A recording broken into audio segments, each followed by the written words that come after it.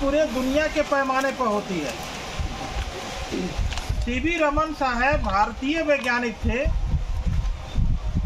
जो 28 फरवरी 1928 को पैदा हुए थे और उन्होंने खोज किया कि किसी तरह के प्रकाश को, किसी तरह के लाइट को, रोशनी को जब पानी जैसे पदार्थ से गुजारते हैं तो वह फैल जाती है। शीशा से भी गुजारते हैं तो फैल जाती है। इसी खोज के लिए इनको नोबेल पुरस्कार दिया गया। उस समय चूंकि भारत के अंदर विज्ञान का विकास ज़्यादा नहीं हुआ था तो ये बेचारे अमेरिका चले गए। अमेरिका से बहुत सारा खोज करके फिर भारत आए और भारत आने के बाद बहुत सारा अपना खोज दिए। आज भी इनका रमन इफेक्ट पढ़ाया जाता है। इनके बेटे भी भारतीय वैज्ञानिक बने और बहुत सारा खोज किए। उनको जो है वैज्ञानिक के लोगों का अध्यक्ष बनाया गया। तो इतना बड़ा चीज, क्योंकि विज्ञान पर आधारित हमारा जीवन है। घोड़ा, गाड़ी, सुई से लेकर जहाज तक जो देख रहे हैं वो सब विज्ञान की उपलब्धि है। आपके अंदर बीमारी है तो आपका अल्ट्रासाउंड हो जा रहा है, लेजर किरण से बिना चीर-फाड़ का ऑपरेशन हो जा रहा है। ये सारा काम विज्ञान के देन से है। और विज्ञान के बारे में चर्चा अगर बच्चों को की जाए तो जाहिर सी बात है कि भारत के बच्चे हैं, जो भारत का वैज्ञानिक सोच है वो बदलेगा। और बहुत तकलीफ इस बात से होती है कि कुवैत जो है वो दुनिया का सबसे बड़ा यूनिवर्सिटी बना रहा है और भारत जो है सबसे बड़ा मंदिर बना रहा है। 50 वर्षों के बाद रूस, चीन, जापान, अमेरिका, फ्रांस, ब्रिटेन विकास के किस पायदान पर होंगे और भारत किस पायदान पर होगा, यह भी बात सोचने की जरूरत है। इस स्कूल के अगर शिक्षक होते, अगर मैं सवाल करता उनसे, क्यों यह विज्ञान दिवस क्यों मनाना जरूरी है? क्योंकि विज्ञान जो है हर सच्चाई को रूबरू कराता है। कोई बात जो है विज्ञान पहले अपने प्रयोगशाला में उसको जांचता है, परखता है, पूछता है और तब उसका सिद्धांत लाता है दुनिया के पैमाने पर। कोई बात छुपाता नहीं है, अंधविश्वास में नहीं रखता है, पर्दे के पीछे नहीं रखता है। अगर वो विज्ञान ने साबित किया कि हम ऑक्सीजन ले रहे हैं और कार्बन डाइऑक्साइड छोड़ रहे हैं तो बेहोशी के समय भी वो ऑक्सीजन दिलाता है आपको, तब आपका ऑपरेशन किया जाता है। इसलिए विज्ञान की बातें झूठी नहीं होती हैं, क्योंकि विज्ञान परख के कोई बात बोलता है। हम लोगों के जो राजनीति करने वाले लोग हैं, मैं छिटाकसी नहीं करता हूं, लेकिन 3000 करोड़ की पटेल की मूर्ति बनाई गई है गुजरात में। अब जरा सोचिए, ताजमहल बना हुआ है, करीब करीब 1 मिलियन लोग ताजमहल देखने आते हैं। 1 साल का आमदनी 30 करोड़ रुपया है उसका, जो विदेशी लोग आते हैं देखने के लिए। तो जो ये पटेल की मूर्ति बनी है 3000 करोड़ का, उस पैसा को अगर 30-30 करोड़ रुपया हर साल अगर मिले, बाहरी लोग देखने के लिए आवे पटेल की मूर्ति को, विदेशी लोग, तो 120 वर्ष लगेगा उस पैसा को सधाने में। यानी जो आपने 3000 करोड़ खर्च किया है, उतनी आमदनी भारत को 120 वर्ष में होगी। इसलिए भारत का जो पैसा गलत रास्ते में जा रहा है। और ये गांव में स्कूल है, यहाँ प्रयोगशाला नहीं है, शिक्षक विज्ञान दिवस को नहीं समझ रहा है। ये सिवान के पदाधिकारी आपके बीच चले आए मनाने के लिए। इमामुल भाई हैं, जोगिंदर भाई हैं, विकास रजक जी हैं, रामकिशन भाई हैं, दिनेश मौजा जी हैं, भाई असरा भाई है ना, आलम भाई हैं, रशीद भाई हैं, डॉक्टर सुनील बाबू हैं, हम प्रोफेसर वीरेंद्र यादव जी हैं। और हमको ये बात है कि नहीं, बच्चों के सामने इस बात को लाया जाए, क्योंकि बच्चे जो होते हैं वो सादे कागज होते हैं। जैसा चाहिएगा सादा कागज को जो चाहिएगा, गाली लिखिए, गाना लिखिए, नज़म लिखिए, कविता लिखिए, कहानी लिखिए, आप कागज पर लिखते हैं। उसी तरह से बच्चों का जो दिमाग होता है वो सादा कागज होता है। इस समय जो आप इनके सादे कागज पर जो बात लिखेंगे वो ताबे जिंदगी बच्चे याद रखेंगे। ये बात बहुत ज़रूरी है विज्ञान के बातों को बताना, क्योंकि जो ये बच्चे होते हैं वो अपने माँ बाप से भी अधिक तवज्जो, अधिक अहमियत अपने गुरु या उस्ताद को देते हैं। और याद रखिए 1994 में भारत के राष्ट्रपति डॉक्टर शंकर दयाल शर्मा जी थे। जब वो गए मस्कत में, ओमान में, तो ओमान का जो राजा था वो खुद कार चलाकर आया इनको रिसीव करने के लिए, वेलकम करने के लिए। सारा जो प्रोटोकॉल था, शिष्टाचार था, जो भी तहजीब और तमद्दुन की बात थी उसको दरकिनार करके वहाँ का राजा आया भारत के राष्ट्रपति को रिसीव करके ले जाने के लिए कार चला करके। और जहाँ ये जहाज से उतरे उस एयरपोर्ट तक उनका कार गया और रिसीव करके ओमान मस्कत के राजा इनको ले गए।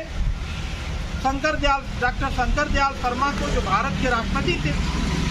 पत्रकारों ने पूछा कि आप जो हमारे वतन के बादशाह हैं, राजा हैं, बहुत सारे ड्राइवर लोग थे, आप उनको ले करके जा सकते थे, आप बादशाह हैं और आप ही खुद गाड़ी चला कर चले गए।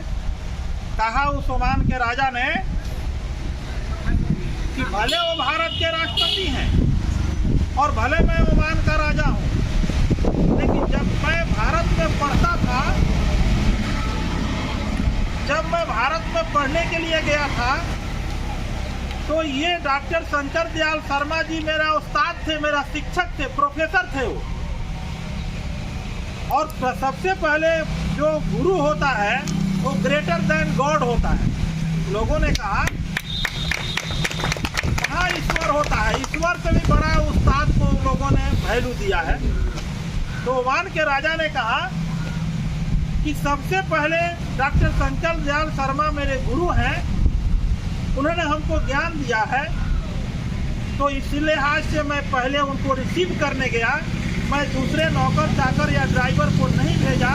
यही हमारी गुरु भक्ति है, यही हमारा तहजीब है, इसलिए मैं उनको रिसीव करता हूँ। हम आप लोगों से आग्रह करेंगे, विज्ञान का बढ़ावा दीजिए, बिल्कुल तहजीब के साथ।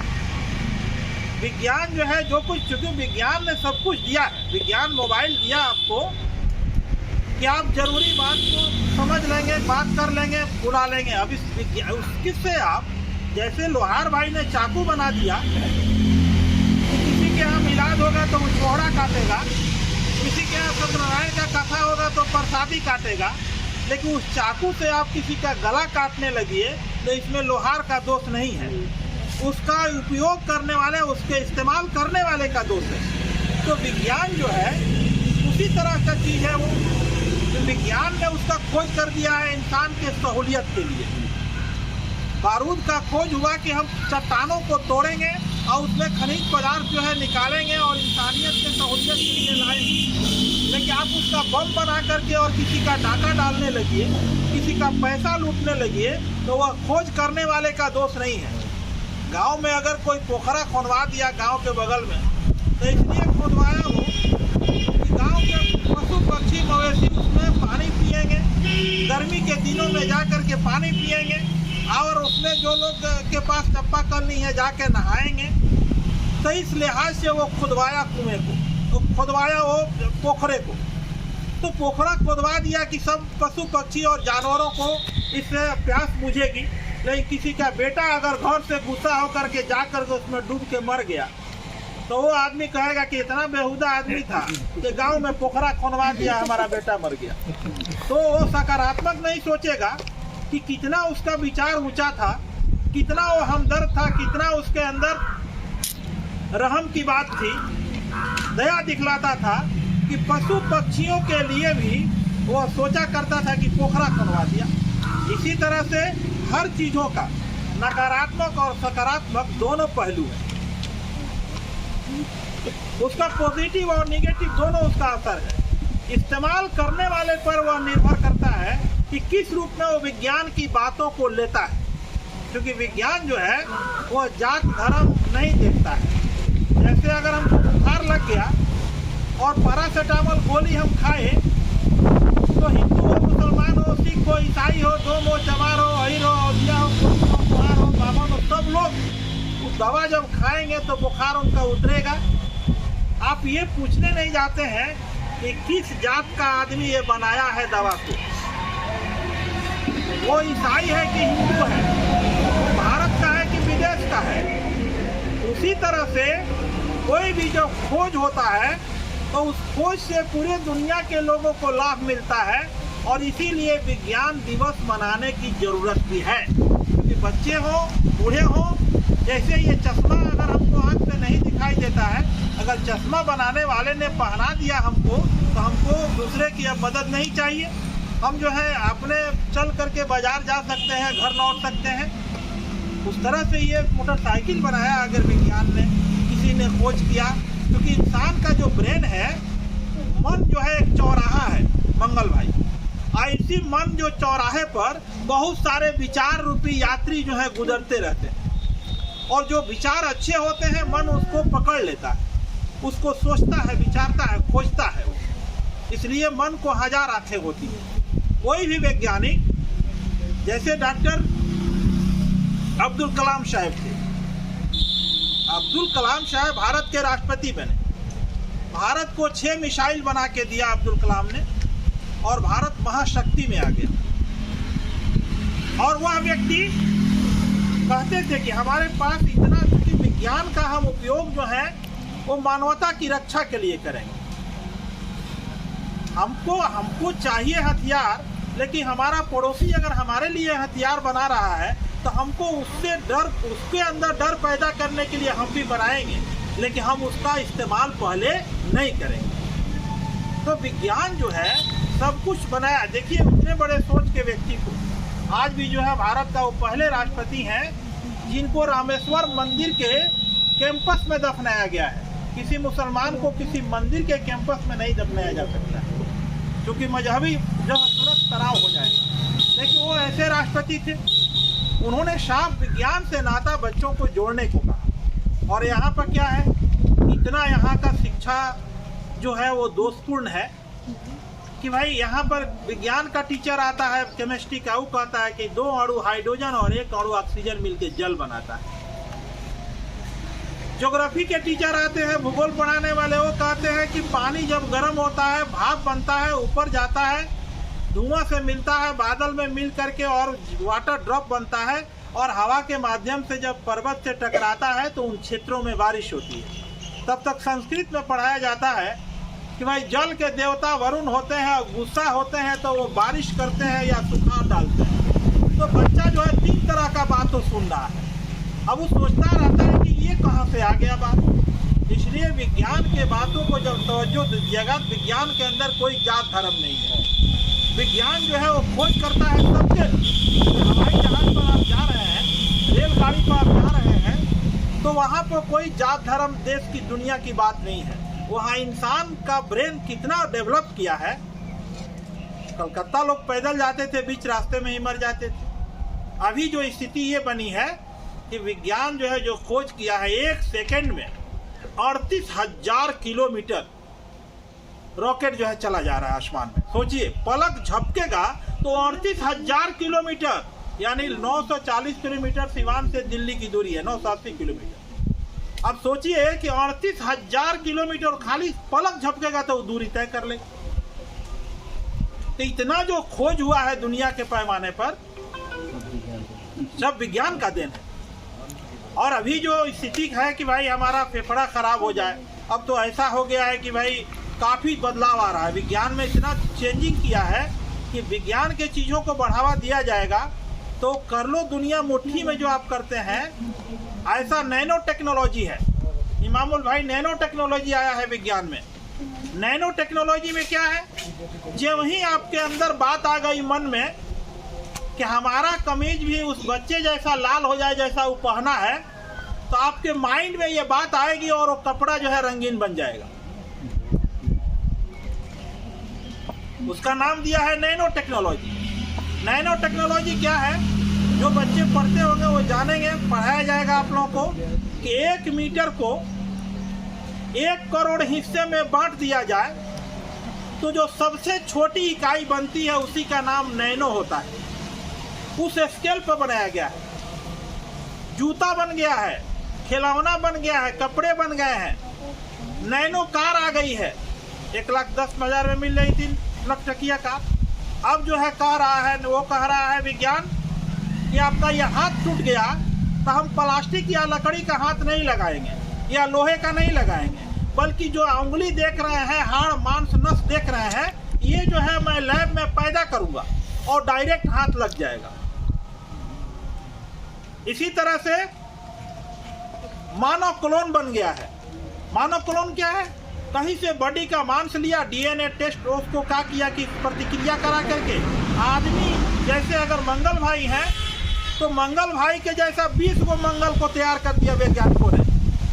1993 की बात मैं कह रहा हूँ, वो मानव क्लोन है। इमामुल भाई हैं, 20 को इमामुल को तैयार कर दिया लैब में। इनके बच्चे नहीं पहचान पाएंगे कि कौन हमारे पापा हैं। विज्ञान कह रहा है कि आँख, कान, नाक, त्वचा, फेफड़ा, जीभ सब कुछ हम लैब में पैदा कर देंगे। उसको करके दिखाया भी है। ये तो सिर्फ धार्मिक ठेकेदार इस क्रांति को रोक रहे हैं। नहीं तो विज्ञान जो है वो इतना आगे बढ़ के काम कर रहा है कि थोड़ा सा इस्तेमाल सावधानी से किया जाए तो इंसान के ज़िंदगी में बहुत बड़ी क्रांति आ जाएगी। लेकिन जो राज्य सरकारें होती हैं, केंद्र सरकारें होती हैं, वो मूर्ति में पैसा खर्च करती हैं, लेकिन स्कूल कॉलेज में रिसर्च नहीं होता है, उसके लिए बढ़ावा कुछ नहीं। तो ये सब चीज़ें जो है भारत के लिए अच्छी बात नहीं है, क्योंकि जो भी मुट्ठी भर अमेरिका का 24-22 करोड़ उसका जनसंख्या है, लेकिन दुनिया का ताकतवर देश बना हुआ है। कारण क्या है, तकनीकी टेक्नोलॉजिकल डेवलपमेंट है। आप जो है कहते हैं यहाँ पर जब बेवकूफ़ वाली बात पढ़ाई जाएगी कि हमारे यहाँ गणेश जी का गर्दन जोड़ दिया गया था, बहुत हमारे यहाँ चिकित्सा आगे था। अरे आप हथियार के लिए इसराइल से 57,000 करोड़ एक, 59,000 करोड़ एक आप हथियार खरीदते हैं, तो कितना अपना विज्ञान डेवलप नहीं बुझा रहा है। YS राजशेखर रेड्डी कर्नाटक के मुख्यमंत्री थे और उनका हवाई जहाज जो है टकरा गया और ख़त्म हो गया, क्योंकि उस दिन काफ़ी जो है कुहासा था। भारत में कोई ऐसा टोही विमान नहीं था जो टोही कर सके, जो कहाँ पर उनका विमान ख़त्म हो गया। तो फिर अमेरिका से टोही विमान 72 घंटे के बाद मंगाया गया और वो बात को पता करके और पता किया कि भाई अमुक जंगल में एयर पॉकेट में वो फंस गया था, वहीं पर जल गया है और वहाँ से वो निकाला। तो जब इस तरह की तकनीक दूसरे देशों में डेवलप है और उसी तकनीक के बल पर हम और आप सुबह से लेकर शाम तक विज्ञान के चीज़ों का इस्तेमाल करते हैं, कपड़ा हो, जूता हो, दवाई हो, कार हो, बंगला हो, जो कुछ भी, एयर कंडीशन हो, वो विज्ञान का देन है। तो उसका जब हम लोग बढ़ावा देंगे तब जा कर के हम लोगों को भी विज्ञान से लाभ मिलेगा। और जो विज्ञान दिवस है आप अपने घरों पर भी इसकी चर्चा करेंगे। बच्चा पूछेगा कहाँ गए थे पापा, ये जरूरी चीज़ होता है। और साहब के वो थे गम्मा मियाँ, दाढ़ी नहीं रखते थे, सूफी संप्रदाय के थे। वो कहते थे कि गजब का दौर आया है विज्ञान की देन से, अब मुर्दे भी जाएंगे जन्नत में प्लेन से। ठीक है, वो इतना मतलब वो विज्ञान की बातों को काफ़ी तवज्जो देते थे। तो जिन लोगों ने इस कार्यक्रम को यहाँ आयोजित किया और हमारे पदाधिकारी महोदय को, क्योंकि ये जो है नेहरू युवा केंद्र के पदाधिकारी हैं, जो आप देखते हैं डीएम एक पदाधिकारी होते हैं, एसडीओ पदाधिकारी होते हैं, डीसीएलआर पदाधिकारी होते हैं, तो ये युवाओं के पदाधिकारी हैं, जान लीजिए। इनका जहाँ भी प्रोग्राम हो जरूर जाइए, क्योंकि वहाँ पर जो भी बातें मिलेंगी वो युवा के हित में मिलेगी, देश के हित में मिलेगी। शिक्षा कहाँ जाना चाहिए, किस तरह की शिक्षा होनी चाहिए। तो इसलिए जो है ऐसे प्रोग्राम में समय लगे, पैसा लगे, आप सारा काम छोड़ करके बाल बच्चों को भी उसमें ले जाइए, पढ़ने वाले लोग हैं, क्योंकि वहाँ तहजीब और तमद्दुन की बात तो होगी ही, साथ ही साथ कैसे हमारा साइंटिफिकल एटीट्यूड बदलेगा, कैसे हम आगे जाएंगे, इसकी बात भी होनी चाहिए और यही विज्ञान दिवस में होगा। क्या है, बच्चा जो है पढ़ रहा है स्कूल में, कॉलेज में, तो खुद जानता है कि रंग में, पेंट में काफ़ी जो है केमिकल, हार्ड केमिकल मिलाया जा रहा है, डेंजरस केमिकल मिलाया जा रहा है। स्कूल में पढ़ाई हो रही है कि जल प्रदूषण क्या है, वायु प्रदूषण क्या है, ध्वनि प्रदूषण क्या है। तो भाई जल प्रदूषण करता कौन है? जल प्रदूषण पानी में चिड़िया कौन दहाने ले जाता है? पानी में मूर्तियों को भसाने कौन ले जाता है? पानी में डेड बॉडी को गंगा लाभ करने कौन ले जाता है? तो एक तरफ आप जो है खतरनाक पेंट को मूर्तियों में लगा करके और पानी में डालते हो, और जल प्रदूषण होता है तो सरकार 10,000 करोड़ का, 20,000 करोड़ का प्रोजेक्ट लाती है। अभी का स्थिति यह है कि गंगा के 100 लीटर पानी में 30 लीटर जो है कचरा भरा हुआ है। 100 लीटर पानी लाइएगा तो 30 गैलन पानी में बिल्कुल कचरा हो जाएगा, 30 गैलन खाली कचरे से भर जाएगा। यही गवर्नमेंट ने 800 करोड़ रुपया दिया था गंगा की सफाई कीजिए। तो विज्ञान की जब बात होगी तो ये बच्चियां जो हैं चिड़िया नहीं दबाएंगी, ये बच्चे लोग जो हैं वो खतरनाक जो पेंट वाला मूर्ति है वो पानी में नहीं डालेंगे, क्योंकि जल ही जीवन है और मात्र 7% पानी ही पीने के लायक है। जो भी आप देख रहे हैं कि धरती के 3 हिस्सा में पानी है, तो वहीं पानी आप स्टेशन पर 20 रुपया लीटर खरीद के पीते हैं, और गर्मी के दिनों में तो 50 रुपया लीटर दिल्ली में पानी नहीं मिलता है। हरियाणा, पंजाब और राजस्थान की तरफ जाइएगा तो पानी लाने के लिए 20 किलोमीटर दूर चलना पड़ता है। माँ बहनें जो है वो घड़ा लेकर के और जाती हैं, पानी लेके आती हैं। इसलिए जल ही जीवन है। पेड़ पौधे ही हमारे ऑक्सीजन के स्रोत हैं। यह सिर्फ जो है एक दिन चर्चा करने की ज़रूरत है, इससे करने की ज़रूरत नहीं है, बल्कि रोज़ दिन सिलेबस में लाने की ज़रूरत है। और आज विज्ञान दिवस के अवसर पर आप तमाम लोगों से मैं अपील करता हूं कि जब घर पर जाइए तो एक पेड़ जरूर लगाइए, अपने बेटा के नाम पर, बाप के नाम पर, माँ के नाम पर, तब ताकि पेड़ों का बचाव हो। और बच्चों को विज्ञान से नाता जोड़िए, तब जाकर के भारत दुनिया के मानचित्र पर एक मजबूत और वैज्ञानिक सोच वाला देश बनेगा। और तब ये नेता जो है नहीं बात करते थे, क्योंकि मैं कहा था इनसे, रशीद भाई जी से हमारी बात हुई, क्योंकि आज 1 हफ्ते से मैं प्रोग्राम में ही, मैं कल 2 प्रोग्राम में था। भगवानपुर में गया था, संत रविदास की जयंती में मैं मुख्य अतिथि था, और सिवान में भी मनाई जा रही थी। संत गाडगे, धोबी परिवार में संत गाडगे पैदा हुए थे। संत गाडगे जो थे साधु थे, साधु। एगो झाड़ू रखते थे, एगो घड़ा रखते थे, और घड़ा मुड़ी पर रखते थे, उसी में कपड़ा, उसी में खाना, उसी में जो भीख मांगते थे पैसा, वही उनका जीवन था। और किसी गांव में गए तो सड़क की सफाई किए, जहाँ गंदगी देखा उसको साफ किए, वहाँ रात में ठहर गए, गीत गाते थे, भजन गाते थे, लोग उनको खाना देते थे, पैसा देते थे। और वह आदमी क्या किया, अनपढ़ आदमी 84 बरस भारत में जिंदा रहा। और धोबी परिवार का संत गाडगे, जिसकी जयंती कल सिवान में मनाई गई, भिखमंगी के पैसा से मंगल भाई, इमामुल भाई 18 इंटर कॉलेज खोला, 8 डिग्री कॉलेज खोला, 7 हॉस्पिटल खोला और 36 हाई स्कूल खोला हुआ। सोचिए, और अपने लिए 1 रुपया की कोई दौलत नहीं, लोगों से चंदा लेते थे, भीख मांगते थे। और उनको बात समझ में आ गई थी कि दुनिया के पैमाने पर अगर किसी की पूजा होगी तो तालीम और हुनर की पूजा होगी, रूप और वंश और दौलत की पूजा नहीं होगी। तो एक भिखमंगा होकर के भारत को कैसे मजबूत किया जाएगा? तो शिक्षा ही एक ऐसा चीज़ है, तालीम ही एक ऐसा चीज़ है जो तहजीब और तमद्दुन की बात सिखाएगी। कैसे समाज को बांधा जाएगा, एक सूत्र में पिरोया जाएगा, कैसे सब लोग जो है एक साथ रहेंगे, शिक्षा के माध्यम से वो बात समझ में आएगी। तो एक भिखारी होकर के सोचता है। तो उसके जयंती में मैं कल था, तो मैं बेचैन व्यक्ति था। मैं कहा रशीद भाई से कि भाई 1 बजे के पहले मैं नहीं पहुंच पाऊंगा, अच्छा होगा कि आप प्रोग्राम जो है 11-12 बजे से शुरू कीजिएगा, 2-3 घंटा चलेगा, मैं पहुंच जाऊंगा। तो मैं देर से आया, आप तमाम लोगों से मैं माफ़ी चाहता हूँ। और जय भारत का संविधान, और जय यहाँ के लोग जिन लोगों ने हमको बुलाया और यह धरती पे आया। आप ये कार्यक्रम अपने स्कूल में भी कीजिए मास्टर इमामुल बाबू, एकदम कीजिए। और जैसे यहाँ पर आपने पुरस्कार वितरण किया है वैसे वहाँ पर भी करवाइए, ताकि बच्चों के अंदर जोश पैदा हो। ये वो कलम दीजिएगा तो बच्चे खुश हो जाते हैं कि हमारे उस्ताद हमको एक कलम दिए हैं, तो सुनेगा फेस टू फेस रूबरू होकर के, तो उसका जो है दिल दिमाग में एक रोशनी जलेगी। यही काम होना चाहिए। इतना ही बातों के साथ मैं तमाम लोगों को प्रणाम करता हूँ, नमस्कार करता हूँ, जय भारत बोलता हूँ और ये बात